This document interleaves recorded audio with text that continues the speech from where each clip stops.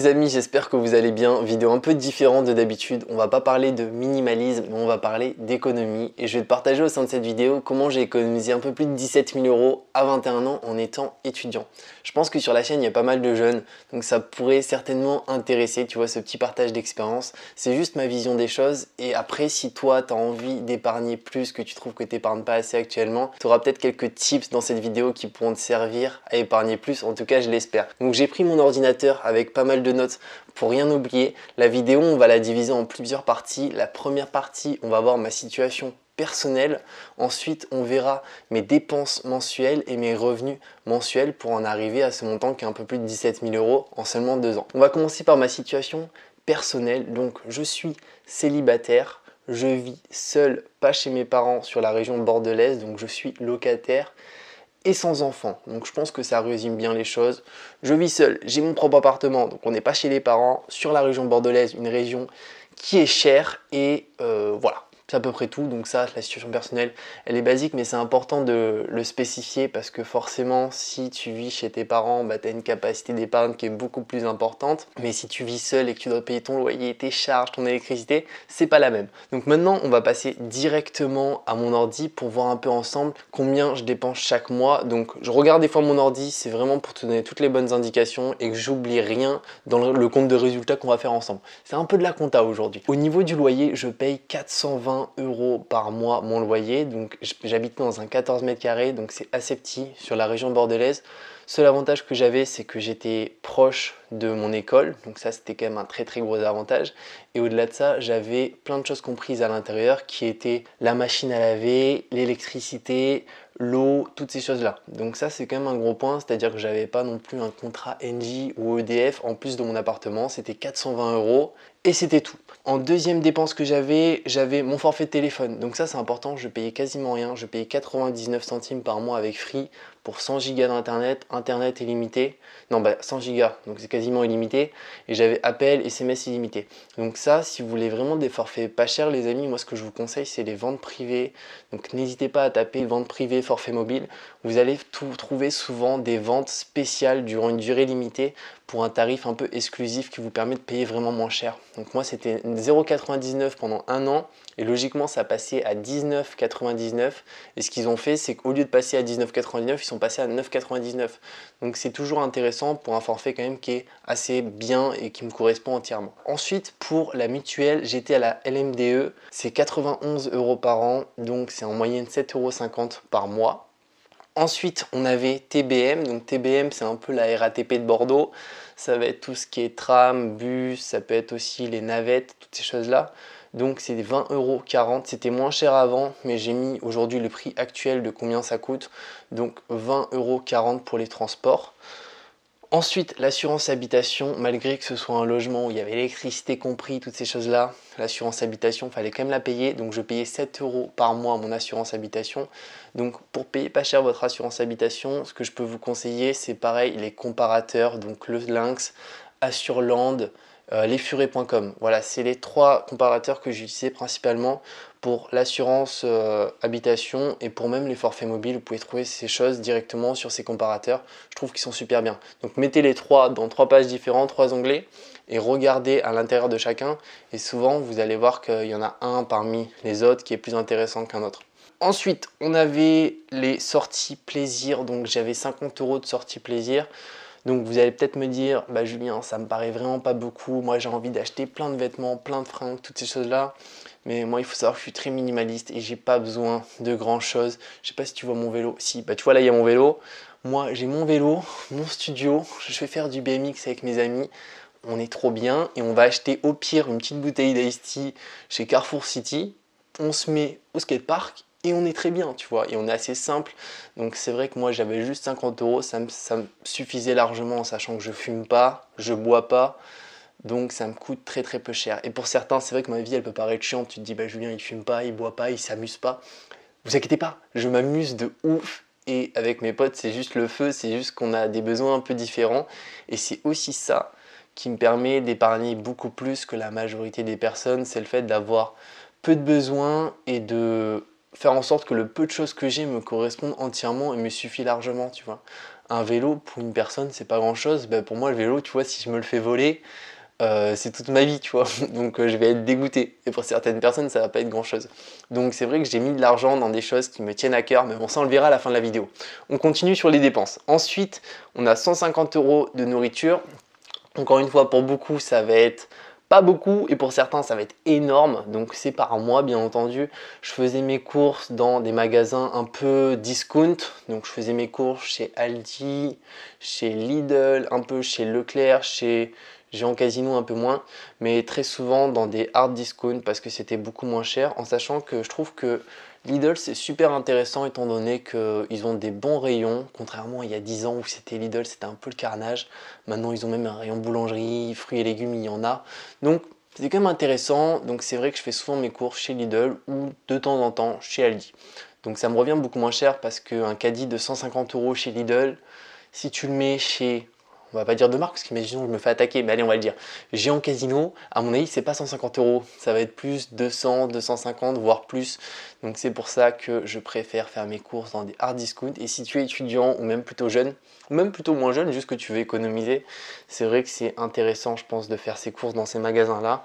Ensuite une chose importante, parce qu'aujourd'hui ma situation vis-à-vis de ça a changé, j'avais pas de voiture, donc pas d'assurance voiture, donc pas d'essence, parce que maintenant 2 ans plus tard, j'ai voiture, assurance voiture, tout ça.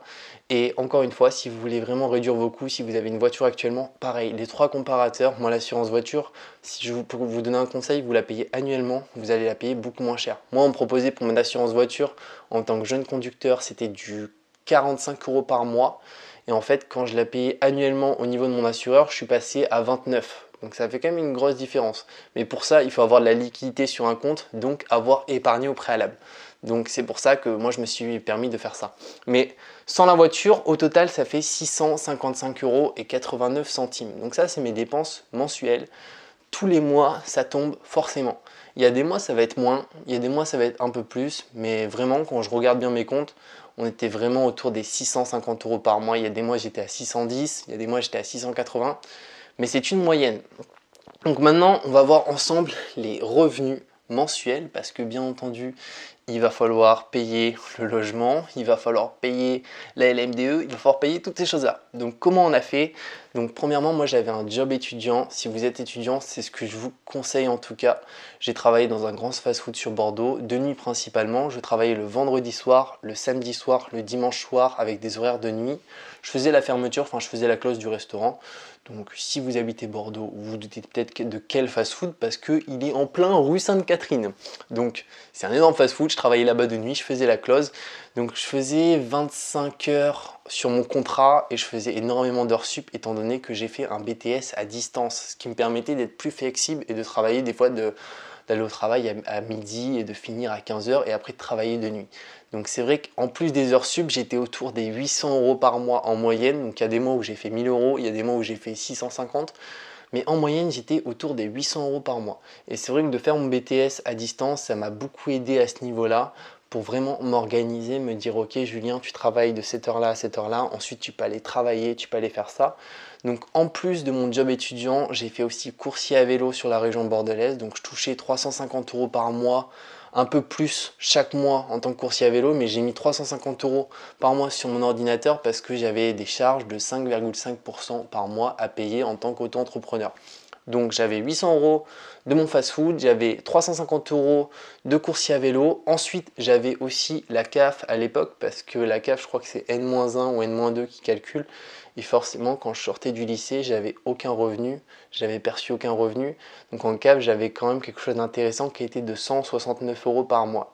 Donc c'était vraiment pas raisonnable, c'était au niveau des APL. Pas raisonnable, j'ai dit? Oui, pas raisonnable, non, raisonnable. Je sais pas, un des deux, mais en tout cas c'était super intéressant parce que 169 €, je trouve que c'est énorme, c'est beaucoup quand on est étudiant. Quand tu vois que mes dépenses mensuelles sont de 650, et ben ça passe à 500 avec la CAF. Donc c'était super intéressant. Maintenant je les ai plus, mais pendant 2 ans je les ai eus. Donc ça c'était cool. Et ensuite j'avais aussi 50 €. Donc ça c'est un petit tips que je peux vous donner. c'était en faisant des achats-reventes sur le Bon Coin. Donc j'achetais des téléphones pas chers et je les revendais un peu plus cher. Donc vu que j'allais souvent en voyage à Paris chez ma famille, à Paris souvent les prix sur le Bon Coin sont beaucoup moins chers que dans toutes les autres régions par rapport aux objets, étant donné qu'il y a beaucoup de concurrence. Donc si on prend le cas, imaginons, d'une PlayStation 4, elle coûte certainement moins cher à Paris si tu cherches qu'à Bordeaux. Parce que forcément c'est l'offre et la demande, il y a beaucoup plus d'offres à Paris qu'à Bordeaux. Donc vu qu'il y a plus d'offres, c'est plus concurrentiel au niveau des prix, donc ça baisse. Donc moi ce que je faisais, c'est souvent j'achetais des trucs à Paris et je les revendais à Bordeaux. Donc ça en moyenne, ça me rapportait aux alentours des 50 € par mois. C'est-à-dire qu'il y a des mois où je le faisais pas, il y a des mois ça m'a rapporté 200 €, mais c'est un petit truc intéressant et pour ça encore une fois, tu vois, il faut avoir un peu de liquidité sur un compte et c'est ce que j'avais personnellement, tu vois, à travers cette épargne. Donc au total, au niveau de ces dépenses-là, ça fait 700, non.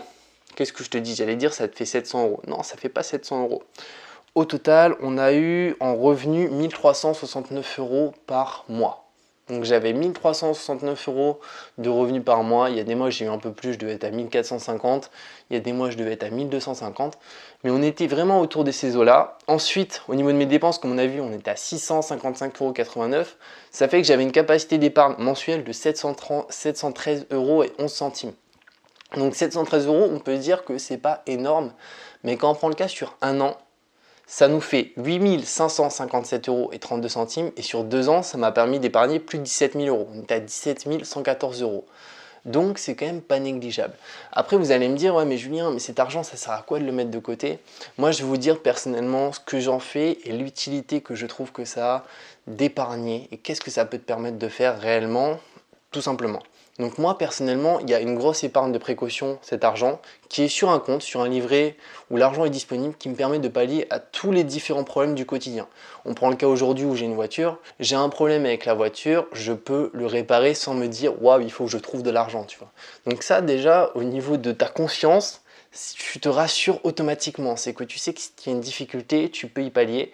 Donc ça, je trouve ça super cool. Et pareil, c'est pas que par rapport à la voiture. Demain, imaginons, tu as un de tes proches qui a besoin d'argent, tu peux aider le proche qui a besoin d'argent. Et c'est une satisfaction qui est énorme parce que tu prends beaucoup plus de plaisir à donner à une personne qu'à recevoir. Donc si demain, tu as quelqu'un qui est en difficulté, tu peux te permettre d'aider. Et donc ça, pour moi, déjà, c'est un truc qui est juste énorme. En sachant que moi, en termes d'épargne de précaution, je mets entre 9 mois et 12 mois de côté. C'est-à-dire qu'on prend un cas simple. Demain, imaginons, mes études elles sont terminées, il faut que je trouve un travail et je trouve pas de travail pendant 9 mois.